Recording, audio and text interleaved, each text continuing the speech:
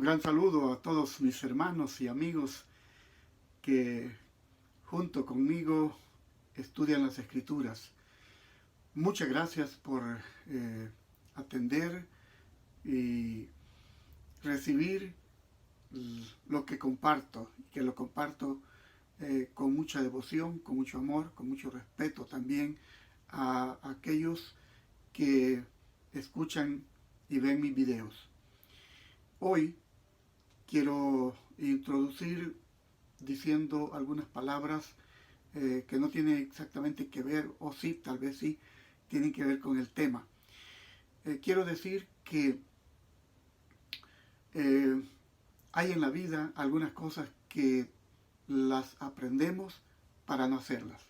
Ejemplo, en la iglesia tenemos clubes de conquistadores y en los clubes de conquistadores les enseñamos supervivencia, cocina al aire libre, en fin, diferentes deportes al aire libre.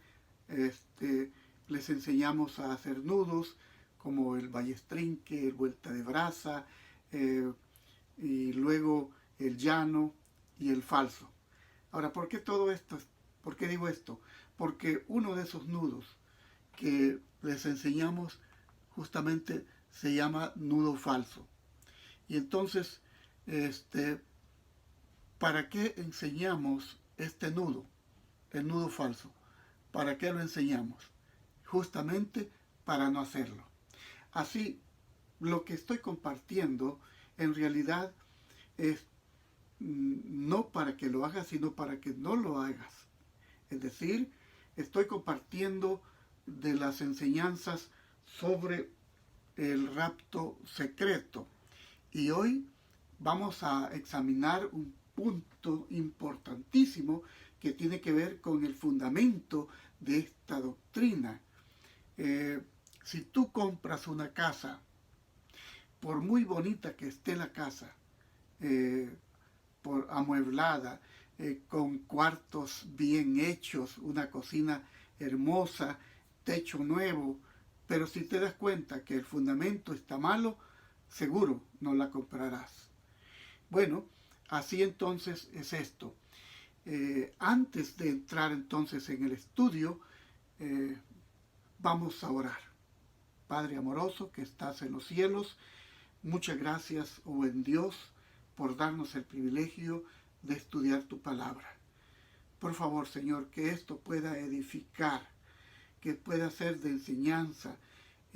Oh Dios, que haya corazones dispuestos a atender para poder compartir también lo que aprendemos. Porque hay muchas cosas, oh Dios, que se han estado enseñando, pero que honor a la verdad necesitamos entender mejor. Bendice a aquellos que han de ver y escuchar. En el nombre de Jesús. Amén. Muy bien. Al igual que estábamos hablando del hecho de pensar en una casa y que no la vamos a comprar si no tiene buen fundamento. Bueno, decidimos comprar o no comprar una casa por causa de que el fundamento no está bien. Y entonces, ¿por qué no pensar así también en una doctrina? No vamos a aceptar una doctrina cuyo fundamento está roto, porque aparentemente tiene cosas muy bonitas. Hay piezas, y vamos ahora a decir piezas bíblicas que están presentadas con la idea de sostener la doctrina, pero que al examinar nos damos cuenta que hay resquebrajadura en este fundamento. Y es a eso que vamos. Así que la necesidad, fíjense bien, la necesidad de un fundamento seguro es particularmente importante en la vida cristiana. Y por supuesto, en relación a los conceptos que van a determinar nuestra convicción religiosa. Porque tú vas a estar convencido de una cosa en primer lugar. Antes de la conversión necesitas estar convencido. Primero convicción, enseguida conversión. Así que confrontados hoy en día, con una gran variedad de ideas y de conceptos, es necesario examinar la solidez de un fundamento a la luz de las Escrituras. Debemos hacerlo. Creemos que es necesario y útil examinar el fundamento de la enseñanza del rapto secreto de la Iglesia. Dicha enseñanza, hermanos, está basada en una serie de conceptos que de primera intención no parecerían estar relacionados directamente con el mensaje del rapto. Sin embargo, si esos conceptos no fuesen ciertos, la teoría del rapto carecería de total validez. Pero tú sabes cómo es la cosa, ¿no?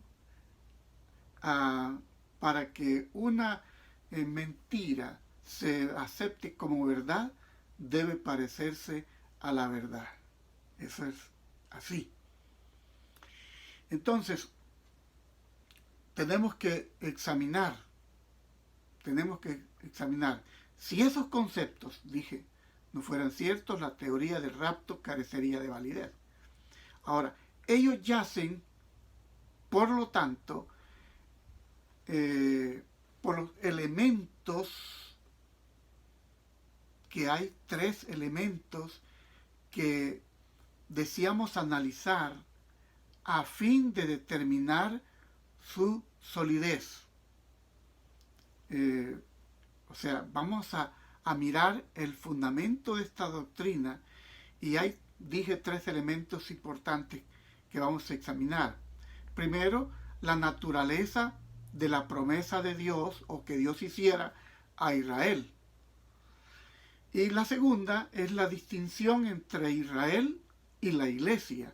Y la tercera es la interpretación futurista de Daniel capítulo 9, versos 24 al 27, que en un momento de los videos anteriores hice mención. Entonces, vamos al primer punto, al primer elemento que vamos a analizar con relación a esta enseñanza del rapto secreto.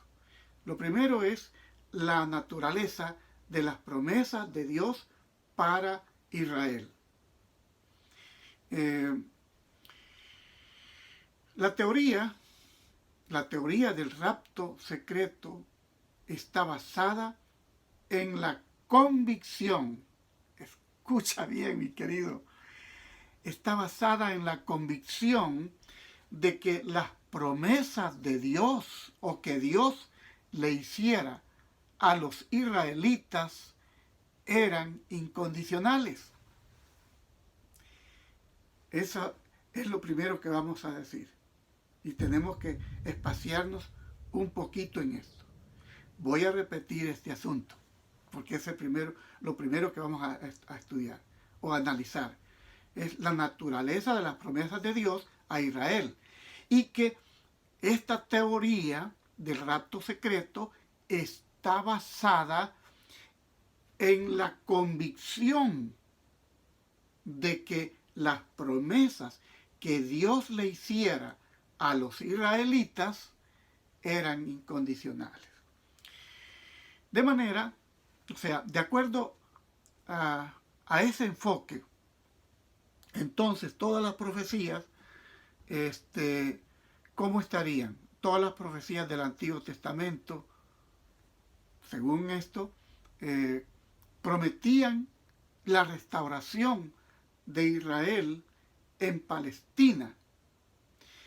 Entonces, de acuerdo al punto, esas profecías se cumplirían en forma literal. Por eso es que algunas veces cuando hay lectores que al leer dicen, no puede ser esto no, como que no encaja. Es porque las profecías son en su mayoría condicionales. El pacto que Dios hizo con Israel es eterno y Dios, dicen, permanecerá fiel a ese pacto siempre. Ahora, argumentos para apoyar esta convicción se encuentran de acuerdo a los dispensacionalistas, por supuesto, en el pacto que Dios hiciera con Abraham. Fíjense, Dios eligió y llamó a Abraham para una tarea especial. Y habiendo hecho un pacto con él, le prometió, ¿qué prometió? Bueno, le prometió hacer de él una gran nación y darle así también la tierra de Palestina por heredad. Ahora, ese pacto se describe en varias ocasiones como eterno. Génesis capítulo 17, verso 7. Voy a leer algunos de esos pasajes. Y este será uno de ellos, por supuesto. Génesis 17, 7. Luego el 13. Y estableceré mi pacto entre mí y ti, y tu descendencia después de ti en sus generaciones, por pacto perpetuo, para ser tu Dios y el de tu descendencia después de ti. Verso 13. Después debe ser circuncidado el nacido en tu casa y el comprado por tu dinero. Y estará mi pacto entre vuestra carne y por pacto perpetuo. Versículo 19. Dice, respondió Dios, ciertamente Sara, tu mujer, te dará a luz un hijo. Bueno, más adelantito del texto dice, y firmaré mi pacto con él, con pacto perpetuo para tu descendencia. Bien, no voy a leer muchos pasajes. Algunos bastará para poder entender. Ahora, los descendientes de Abraham se convertirían, por supuesto, en el pueblo de Dios. Ese pacto fue confirmado a Isaac, según Génesis 26, 2 al 5. No voy a leerlos también por causa del tiempo que tomo aquí y se va rápido. Entonces, también se confirmó a Jacob, Génesis 27, 41 al 43 y Génesis 28, 13 al 15. Voy a leer Génesis capítulo 28, versos 13 al 15.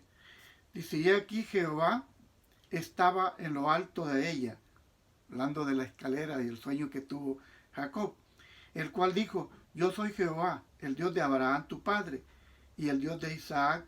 La tierra en que estás acostado, te la daré a ti y a tu descendencia. Y entonces, será tu descendencia como el polvo de la tierra. Verso 15. He aquí yo estoy contigo y te guardaré por donde quiera que fueres y volveré a traerte a esta tierra, porque no te dejaré hasta que haya hecho lo que te he dicho.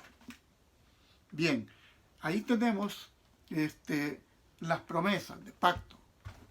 Ahora, preguntémonos en este momento, para ir adelante, ¿es correcto concluir que el pacto que Dios hiciera con Abraham era incondicional por el simple hecho de que se lo llama pacto eterno? Voy a repetir la pregunta. ¿Es correcto concluir que el pacto que Dios hiciera con Abraham era incondicional por el simple hecho de que se lo llama pacto eterno? Siguiente pregunta. ¿Es apropiado interpretar esa frase como significando que el pacto permanecerá en vigencia bajo cualquier circunstancia? Para contestar estas preguntas, bueno, hay varios detalles del pacto que no debemos pasar por alto. Y el tiempo va rápido, va avanzando muy rápido. Pero vamos, en primer lugar, hay un elemento condicional en el pacto. O sea, este elemento condicional es mencionado por Dios en el mismo preámbulo del pacto. Génesis capítulo 7, versículos 1 y 17, perdón. Génesis 17, 1 y 2. Dice aquí las escrituras, bueno, me voy a saltar las primeras líneas del versículo 1, y las dos últimas o tres últimas líneas dice, yo soy el Dios Todopoderoso. Anda delante de mí y sé perfecto. Anda delante de mí y sé perfecto. Y pondré mi pacto entre mí y ti y te multiplicaré en gran manera. Y te multiplicaré en gran manera. Existe una relación aquí, como ven, directa entre el pacto que Dios está por establecer y la conducta de Abraham. Así entonces, Dios escogió al patriarca en su gracia y amor, pero la relación, o sea, que debe haber entre Dios y Abraham es especial. La elección debe ir seguida por una conducta agradable delante de Dios. ¿Qué dije? Una conducta agradable delante de Dios. En este caso en particular, Dios le ordena a Abraham, anda delante de mí. Así que aquí la frase exige de parte del patriarca absoluta lealtad y confianza en Dios. La imagen que inspira la frase es la de un padre que al soltar la mano de su hijo le exige que camine delante de él a fin de socorrerle si necesitara ayuda. Piense usted como padre o como madre, que le dice al niño, vas a la escuela, pero te portas bien porque yo me daré cuenta de lo que haces. Y si necesitas ayuda, llámame. ¿Ve? Ahora, el niño camina seguro y confía sabiamente o viviendo correctamente o andando correctamente, sabiendo que su padre o su madre, en cualquier caso, está a la retaguardia, es decir, que está pendiente. En ese tipo de confianza, y ese tipo de confianza es la que Dios espera o exige de Abraham al establecer un pacto con él. Entonces, es una relación parcial o fragmentada voy a corregir. Una relación parcial o fragmentada no es aceptable. No es aceptable. Pues imposibilita la permanencia en el pacto. Por eso es condicional. Una vez que Dios define lo que Él espera de Abraham, procede a establecer lo que Él hará por y para el patriarca y su familia, por supuesto. La orden y la promesa son inseparables. No se separan una de la otra. Sin ambos elementos, el pacto no es posible. No cumplir con la orden después que el pacto se realiza es violarlo y por lo tanto ponerle fin a la alianza. Entonces, volvemos y preguntamos, ¿es correcto concluir que el pacto que Dios hiciera con Abraham era incondicional? Ahora vamos en el segundo elemento de esta pregunta. Nótese que nadie es forzado a entrar en alianza con Dios. Nadie es forzado. En toda la Biblia, hasta Apocalipsis. ¿Recuerdan ustedes la expresión de Apocalipsis 3:20? He aquí yo estoy a la puerta y llamo. Entonces, como señal de la dispensación, de la disposición a entrar en alianza con Dios, era necesario, en aquel caso, circuncidarse, según Génesis 17, 10 al 14. Entonces, el pacto no es obligatorio, pero los que aceptan tienen que o tenían que circuncidarse. Esta es definitivamente una condición muy importante. Dios no obliga a nadie, sea este un individuo o sea una nación. No obliga a entrar en una relación de pacto con Él. No, eso no lo hace Dios. El tercer elemento, o sea, en tercer lugar, es importante observar que el pacto no es exclusivamente entre Abraham, sus descendientes y Dios. No, no es así solamente.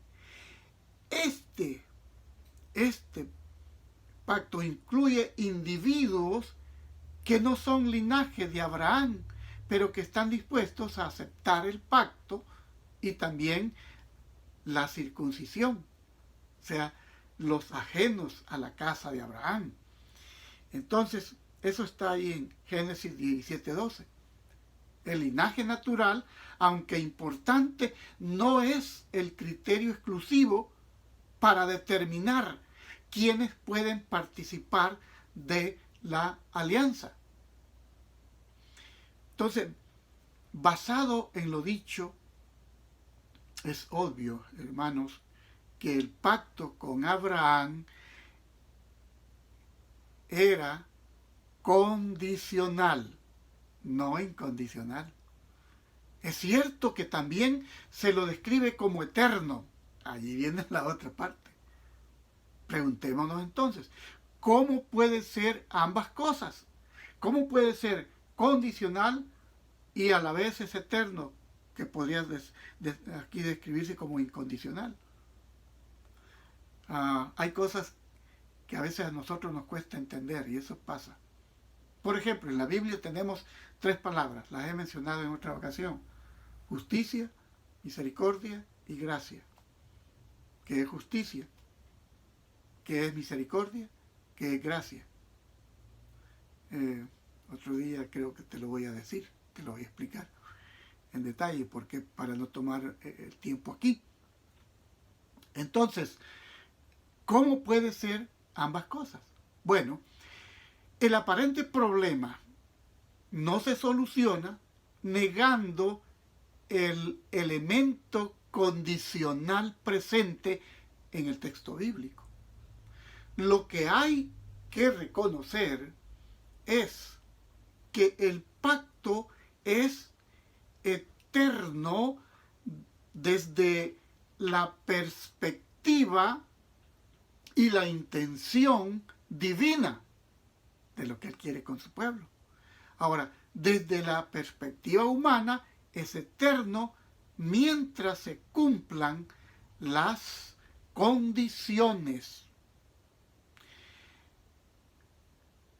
Fíjate bien, es eterno desde la perspectiva divina porque Dios no nos falla.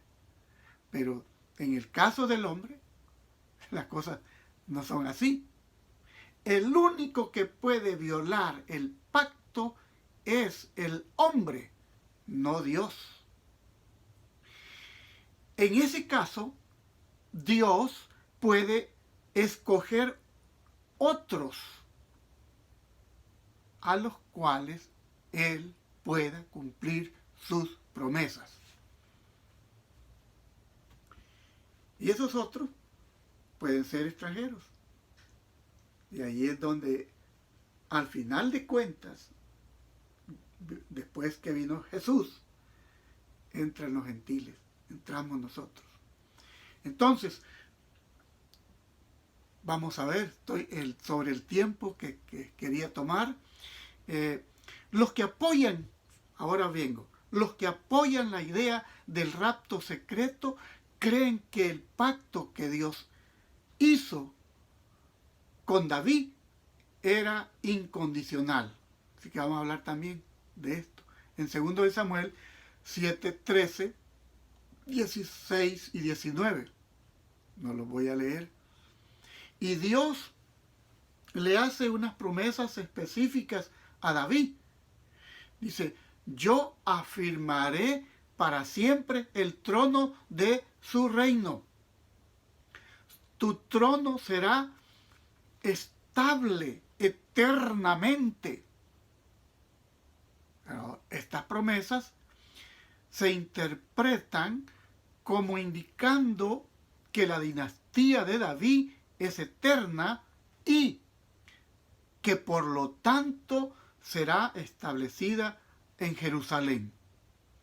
Por eso se le preguntaba, aún los discípulos le preguntaron a Jesús, ¿restituirás tú el reino de David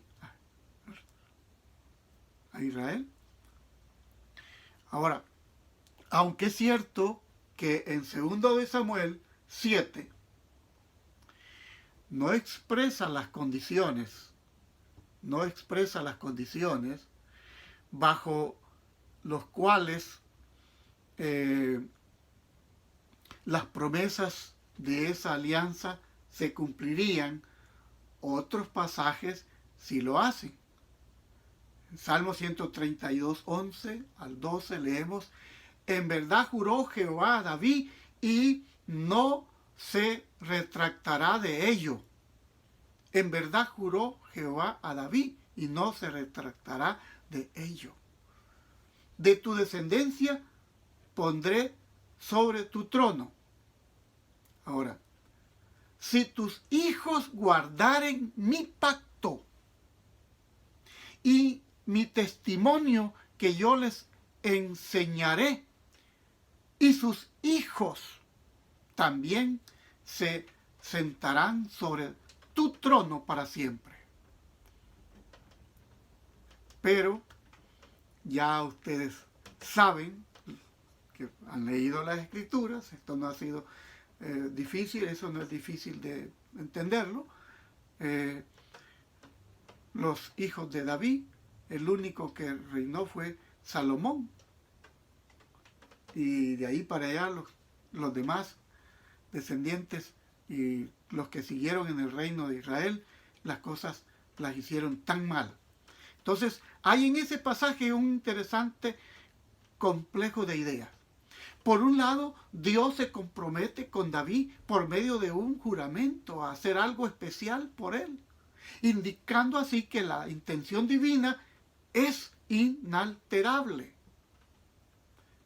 por otro lado, se hace patentemente claro que los descendientes de David deberían ser fieles al pacto, o de lo contrario, no cumplirían la promesa de sentarse en el trono de su padre para siempre. No. Tenemos pues aquí entonces una promesa de validez eterna acompañada por elementos condicionales. La promesa inalterable no se cumplió en los descendientes de David en el Antiguo Testamento, pero ha tenido ya su cumplimiento ¿en quién? En Cristo Jesús, quien es hijo de David. Entonces la profecía no tiene un cumplimiento futuro en el Israel literal. Lo tuvo en Cristo. Amigos, voy a dar conclusión aquí. Generalmente se conoce que el pacto de Moisés era condicional. Deuteronomio 8, 19 y 20. Sin embargo, los que creen en el rapto secreto de la iglesia argumentan que la promesa de la tierra de Palestina no era condicional. Claro que es condicional. Muchas cosas que escribe Isaías, que escribe Malaquías y también Zacarías especialmente. Oseas. Esas no tienen... lo que no tuvo cumplimiento allá va a tener cumplimiento en el Nuevo Testamento.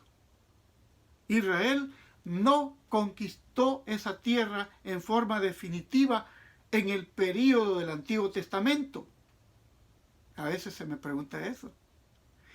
Por lo tanto, ellos concluyen, la promesa está todavía por cumplirse. No, lo que no se cumplió, no se cumplió. Y hoy dicen mucha gente dentro del mundo cristiano, dice que se está cumpliendo las profecías en Israel porque han sembrado en desierto y están cosechando árboles frutales y hay agua en el desierto y en fin tantas cosas. Sí, por la tecnología, pero no por el cumplimiento de Dios. Por lo tanto, ellos concluyen, la promesa está todavía por cumplirse. Es cierto que Dios esparció a los judíos por todas las naciones, y ellos añaden, pero les prometió reunirlos y traerlos de regreso a Palestina. Entonces, dicen, en el futuro, argumentan así los dispensacionalistas. Israel será plenamente restablecido a su tierra y el reino de David será restituido, según Amós capítulo 9, versos 13 al 15, o Isaías capítulo 11, 1 al 12. ¿No? Miren, si leen Romanos capítulo 9, 10, especialmente el 11.